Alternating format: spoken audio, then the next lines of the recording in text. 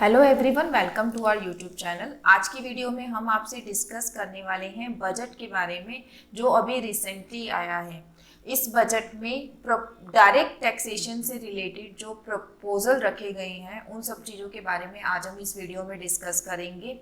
और इसमें अभी मैं आपसे जो पॉइंट्स डिस्कस करने वाली हूँ वो ज़्यादातर सभी लोगों के इनकम टैक्स की रिटर्न को इम्पैक्ट करेंगे। सो वीडियो को ध्यान से सुनिएगा और पूरी वीडियो में बने रहिएगा। सो आइए वीडियो को स्टार्ट करते हैं। सबसे पहला और जो मेजर चेंज हमारे बजट में प्रपोज किया गया है वो है कि जो आपका न्यू टैक्स रिजीम है अंडर सेक्शन 115 BAC उसका उन्होंने स्लैब रेट चेंज कर दिया है। बिफोर प्रोसीडिंग मैं एक बात बता दूं कि जो भी ये प्रपोजल्स आए हैं ये आपके जो एप्लीकेबल होंगे वो होंगे फाइनेंशियल ईयर 2023-24 के लिए। दैट इज जब भी आप 2023-24 की रिटर्न असेसमेंट ईयर 24-25 में अपनी फाइल करेंगे तो ये जो भी चेंजेस प्रपोज किए गए हैं वो उस असेसमेंट ईयर के लिए एप्लीकेबल होंगे। जो करंट ईयर हमारा चल रहा है इसके ऊपर अभी ये चेंजेस एप्लीकेबल नहीं होंगे।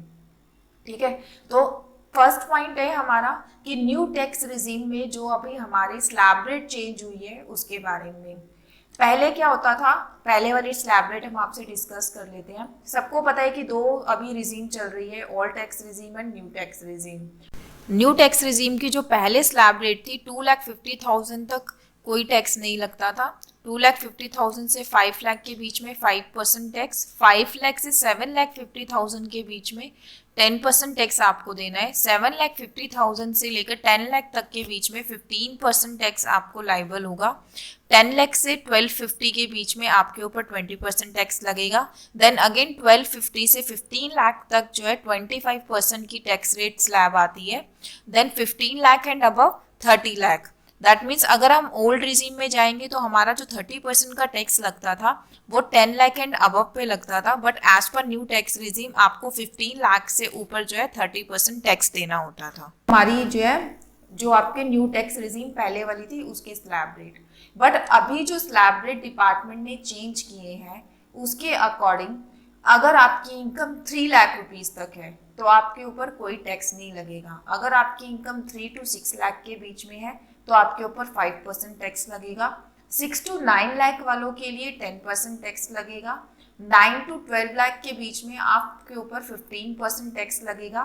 12 to 15 लाख के बीच में 20% एंड 15 लाख एंड अबव 30%। तो ये जो चेंज आया है आपका न्यू टैक्स रिजीम के अंदर आया है। जो आपकी ओल्ड टैक्स रिजीम का स्लैब रेट है इसमें कोई चेंज नहीं है, ये एज इट इज है जैसे कि हमारा पहले वाला स्लैब रेट था वही। तो यहाँ पर मैंने आपको दोनों ओल्ड टैक्स रिजीम और न्यू टैक्स रिजीम का जो पहले वाला स्लैब रेट है वो भी दिखा दिया है, और जो अब नया टैक्स स्लैब हमारा आया है वो ये आया है। ठीक है, सेकंड थिंग जो एक इम्पॉर्टेंट चेंज आया है वो ये है कि जो पहले होता था, पहले क्या था कि अगर आपकी 5 लाख रुपीज तक इनकम है तो आपके ऊपर टैक्स नहीं लगता था, चाहे आप ओल्ड रिजीम सेलेक्ट करो या फिर न्यू रिजीम सेलेक्ट करो। मतलब टैक्स तो लगता था बट डिपार्टमेंट ने 12,500 टैक्स की रिबेट दे रखी थी, जिसकी वजह से अगर हम नटशेल में कहें तो 5 लाख तक हमारे ऊपर कोई टैक्स नहीं लगता था। बट न्यू टैक्स रिजीम में इस बार जो उन्होंने चेंजेस प्रपोज किया है उसके अकॉर्डिंग बताया गया है कि अंडर सेक्शन 87A अगर आपकी इनकम जो है 7 लाख रुपीज है, अगर आपकी इनकम 7 लाख रुपीज या इससे कम है तो आपके ऊपर जो है 100% टैक्स की रिबेट दे दी जाएगी। मतलब जो भी आपका टैक्स बन रहा है उसके ऊपर आपको 100% टैक्स रिबेट दी जाएगी। दैट इज 7 लाख की इनकम तक आपको कोई भी टैक्स पे करने की जरूरत नहीं है। ये किसके लिए चेंज आया है? ये सिर्फ और सिर्फ न्यू टैक्स रिजीम वालों के लिए चेंज आया है। अगर आप अपनी रिटर्न फाइल करते समय आज भी ओल्ड टैक्स रिजीम ऑप्ट करते हैं तो आपके ऊपर वही 5 लाख वाली लिमिट एप्लीकेबल होगी कि आपके ऊपर 5 लाख तक कोई टैक्स नहीं है। न्यू टैक्स रिजीम जब आप ऑप्ट करेंगे तो आपको 7 लाख तक कोई टैक्स नहीं देना। तो ये दो मेजर चेंज आए हैं जो कि हर एक टैक्स फाइलर को इम्पैक्ट करेंगे असेसमेंट ईयर 24-25 की रिटर्न फाइल करते समय। ठीक है गाइस, सो ये था हमारा स्लैब रेट से रिलेटेड डिस्कशन।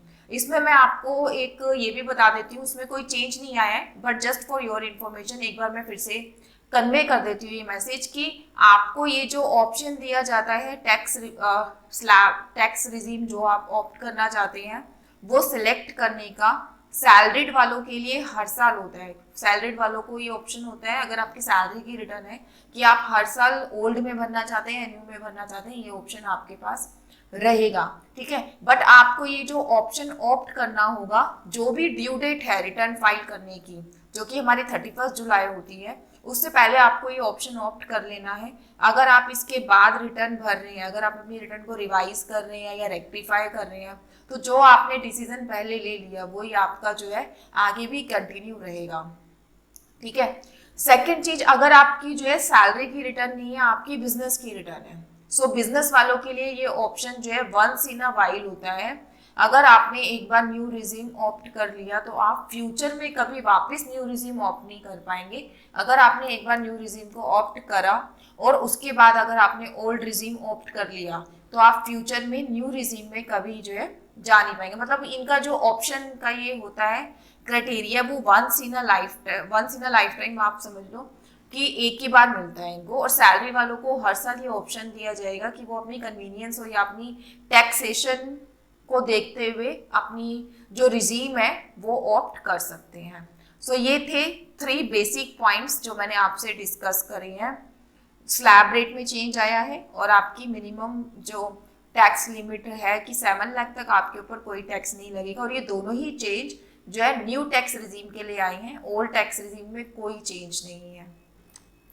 थर्डली, डिपार्टमेंट ने ये बोला है कि पहले क्या होता था, जब भी हम अपनी रिटर्न फाइल करने जा रहे होते थे तो हमसे जो है पूछा जाता था कि आप न्यू टैक्स रिजीम में भरेंगे या ओल्ड टैक्स रिजीम में भरेंगे। उसी के अकॉर्डिंग हमें ऑप्शन को सिलेक्ट करना होता था और फिर अपनी रिटर्न को आगे कंटिन्यू करना होता था। बट अब डिपार्टमेंट के ये कह रहा है, the new tax regime to be made the default tax regime, citizen will continue to have the option to avail the benefit of old tax regime। जब आप अपनी रिटर्न भरने जा रहे होंगे तो वहां पे आपकी अपने आप ही ऑटो सेलेक्टेड होगी न्यू टैक्स रिजीम। लेकिन अभी भी आपके पास ऑप्शन है कि अगर आपको लगता है कि आपके लिए ओल्ड टैक्स रिजीम ज़्यादा बेनिफिटेड है तो आप वहाँ से सेलेक्ट कर सकते हैं, बट वो आपसे पूछेगा नहीं हर बार की तरह कि आप ओल्ड में भरेंगे या न्यू में भरेंगे। New tax regime auto selected आएगी वहाँ पर, ठीक है। Now the next point is section 54 and 54F।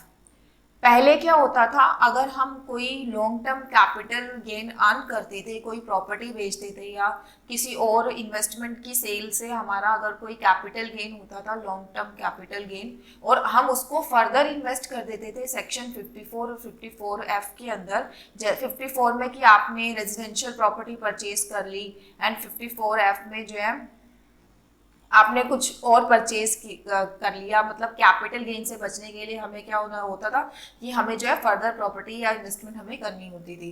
But अब उसमें आपकी जो इन्वेस्टमेंट की जो लिमिट होती थी ना, वो कोई फिक्स नहीं थी। मतलब आपने जितना कैपिटल गेन किया या जितना आपको सेल प्रोसीड्स आया है उतना तक अगर आप इन्वेस्ट कर देते हो तो आपके ऊपर कोई कैपिटल गेन नहीं लगता था, ऐसा था पहले।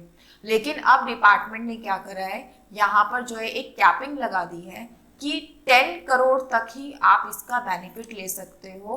फर्दर इन्वेस्टमेंट करके जो आप अपनी कैपिटल गेन सेव करेंगे उसकी जो थ्रेशोल्ड लिमिट है वो जो है डिपार्टमेंट ने कैपिंग करके इसको लिमिटेड कर दिया है अप टू 10 करोड़, ठीक है guys. Now the next point is, ये बहुत इंपॉर्टेंट पॉइंट है जो मैं अब डिस्कस करने वाली हूँ। अगर आप सैलरीड क्लास हैं तो आई थिंक 80% लोग इस चीज को यूज करते हैं। सो इसमें इन्होंने जो है बहुत मेजर अमेंडमेंट लेके आए हैं कि अगर आप जो है टैक्स फाइलर हैं और आपने होम लोन ले रखा है, तो सबको पता है कि अगर हम होम लोन लेते हैं तो होम लोन की रीपेमेंट में जो आप इंटरेस्ट पे कर रहे होते हैं उसका जो इंटरेस्ट होता है वो सेक्शन 24B के अंदर जो है हमें रिबेट मिलती है। उसमें आप मैक्सिमम 2 लाख तक की रिबेट ले सकते हैं जब भी आप अपना इनकम टैक्स रिटर्न फाइल करते हैं तब।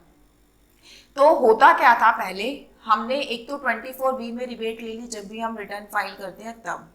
सेकेंडली, जब भी आप उस प्रॉपर्टी को फ्यूचर में बेचते हो तो प्रॉपर्टी बेचते वक्त क्या होता है कि जब हम अपनी परचेज कॉस्ट निकालते थे उस प्रॉपर्टी की कैपिटल गेन कैलकुलेट करते समय, तो जो भी आपने इंटरेस्ट पे करा है अपने जिसने आपको लोन दिया था उस बैंक को या फाइनेंशियल इंस्टीट्यूशन को, तो हम उस इंटरेस्ट को कॉस्ट का पार्ट मानते थे और आपका जो भी कैपिटल गेन होता था वो उतने अमाउंट से कम हो जाता था।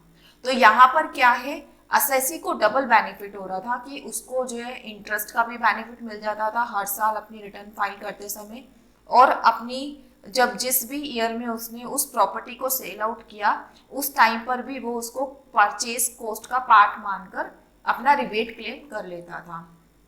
बट यहाँ पर भी जो है एक छोटा सा चेंज लाया गया जो कि अभी प्रपोज चेंज है, उसमें इन्होंने ये कह दिया कि अब आपको हर साल जो आप रिटर्न फाइल कर रहे हैं उसमें तो इंटरेस्ट का रिबेट मिलेगा, बट जब भी आप उस प्रॉपर्टी को सेल करेंगे तो इंटरेस्ट का पार्ट आपकी जो है परचेज कॉस्ट का पार्ट नहीं माना जाएगा। उस इंटरेस्ट को आप अपनी परचेज कॉस्ट का पार्ट नहीं मानेंगे। जो भी ये एसएससी को डबल बेनिफिट मिल रहा था, इस चीज़ से बचने के लिए डिपार्टमेंट ने एक नया चेंज लाया कि आप इसको जो भी आप इंटरेस्ट पे कर रहे हैं वो जो है आपका परचेज कॉस्ट का पार्ट नहीं होगा और आपका capital gain as it is जो भी आपने बिल्डिंग जितने की भी परचेज की वो अमाउंट लेस करके कैलकुलेट किया जाएगा।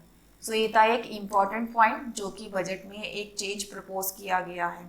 Now the next point is कि जब भी एक सैलरीड क्लास जो है पीएफ का पैसा विड्रॉ करता है, ठीक है, तो सबको पता है कि कुछ पोर्शन उसका जो है टैक्सेबल होता है और उस टैक्सेबल पोर्शन के ऊपर जो है टीडीएस हमारा डिडक्ट होता है, ठीक है। सो पहले ये टीडीएस का रेट, अगर आपके पास पैन नंबर नहीं है, तो नॉन पैन होल्डर के लिए ये टीडीएस का रेट 30% था। अब इसको रिड्यूस करके 20% कर दिया गया है। सो ये आपके बेनिफिटेड साइड में अमेंडमेंट है। Now the next point is, अगर आपकी इनकम जो है सरचार्ज के अंदर आती है, लाइक आपकी इनकम जो है 50 लाख से अबव है, 50 लाख से अबव जब हमारी इनकम होती है तो सरचार्ज लगना शुरू हो जाता है। 50 से 1 करोड़ तक जो है 10%, 1 करोड़ से 1.5 तक 15, देन 20, इस तरीके से हमारे जो है सरचार्ज की स्लैब है। तो इसमें भी एक रिडक्शन आया है कि जो हमारा हायर स्लैब 2 करोड़ से ऊपर अगर आपकी इनकम थी तो उसमें जो सरचार्ज था वो 37% था, उसको रिड्यूस करके 25% कर दिया गया है, ताकि जो न्यू रिजीम में जो आपकी नेट टैक्स लायबिलिटी आए मैक्सिमम वो 39% तक आए। ये जो चेंज है ये सिर्फ न्यू टैक्स रिजीम में किया गया है। ओल्ड टैक्स रिजीम के लिए जो सरचार्ज की स्लैब है वो एज इट इज है। नाउ द नेक्स्ट पॉइंट है नॉन गवर्नमेंट एम्प्लॉयज के बारे में कि आप सैलरीड क्लास हो लेकिन आप जो है प्राइवेट सेक्टर में काम कर रहे हो, गवर्नमेंट सेक्टर में काम नहीं कर रहे, तो उनके लिए बहुत बेनिफिटेड जो है ये सेक्शन लेके आए हैं कि अगर आपने जो है अपना लीव एनकैशमेंट आपको मिल रहा है, ठीक है। सो पहले क्या होता था कि अगर आपको आपका लीव एनकैशमेंट मिलता था सो उसमें 3 लाख रुपए से ऊपर जो है आपका टैक्सेबल होता था, 3 लाख तक exempt and after that you have to pay the tax. But अब उसकी लिमिट को 3 लाख से बढ़ाकर 25 लाख जो है कर दिया गया है। इसके लिए डिपार्टमेंट नोटिफिकेशन लाएगी, क्योंकि ये सब चेंजेस अभी सबको पता है कि बजट 2023 में जो ये चेंजेस आए हैं ये सारे प्रपोज चेंजेस हैं। इसके अकॉर्डिंग सर्कुलर नोटिफिकेशंस अभी आनी है, ठीक है। सो ये थे मेजर पॉइंट्स जो आपकी इनकम टैक्स की रिटर्न को इम्पैक्ट करेंगे, जो हमने अभी यहाँ पे डिस्कस किए। Thank you so much video में बने रहने के लिए। अगर आपको हमारा ये वीडियो पसंद आया है तो वीडियो को लाइक और चैनल को सब्सक्राइब जरूर करिएगा। Thanks a lot.